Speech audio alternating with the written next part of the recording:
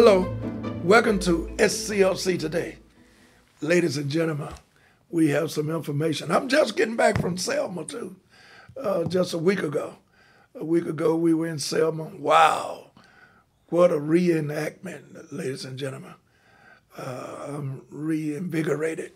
It was quite an experience of commemoration and celebration in terms of Selma.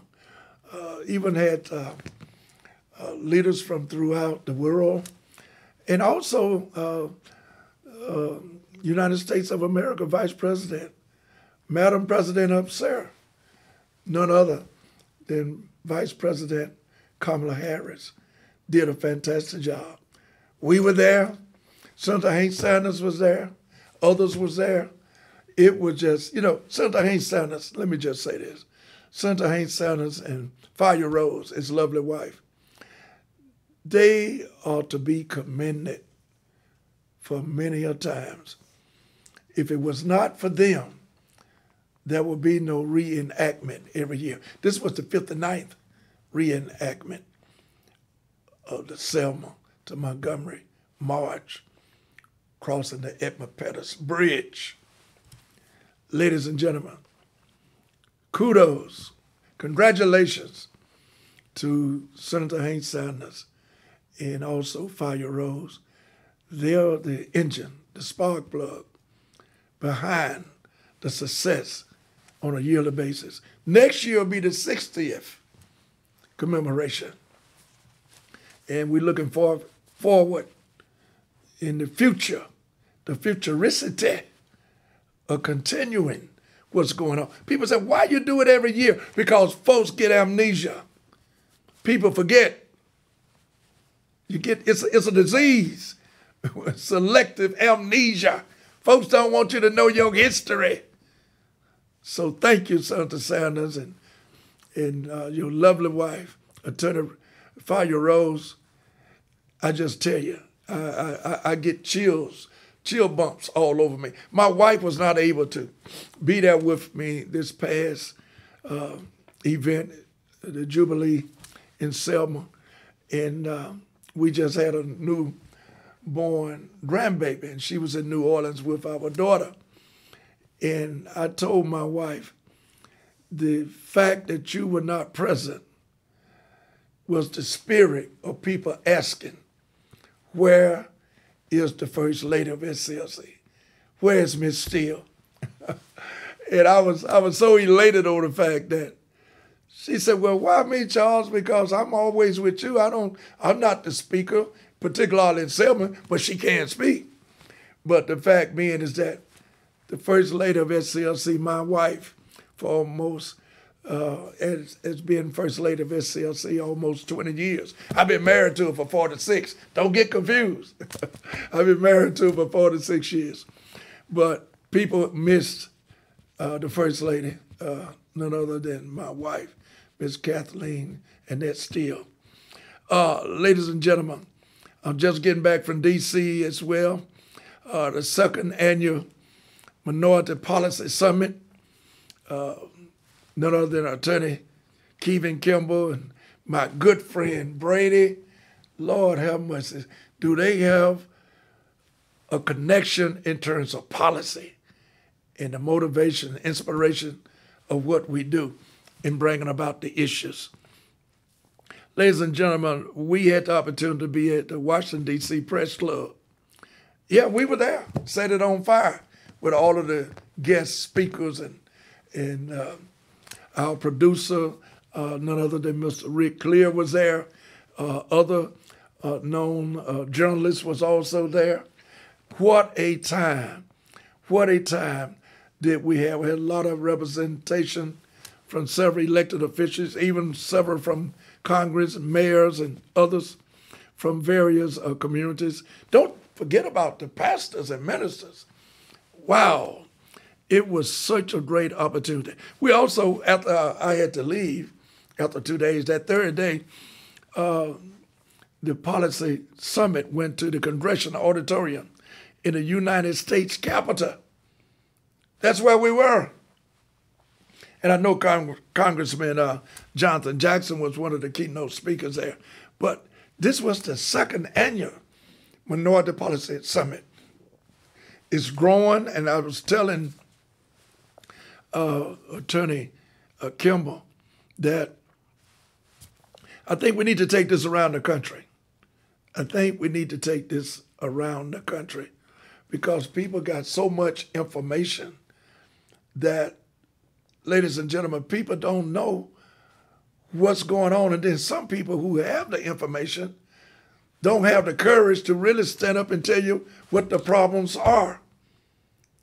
There are many, but we have to bring about a discussion and a negotiation, not no long conversation. Just narrow it down and prioritize. Why are we losing this battle? We're losing the battle and the war.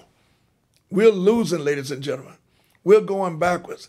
Economics, you can't get a loan at the bank. Economically, we're in slavery.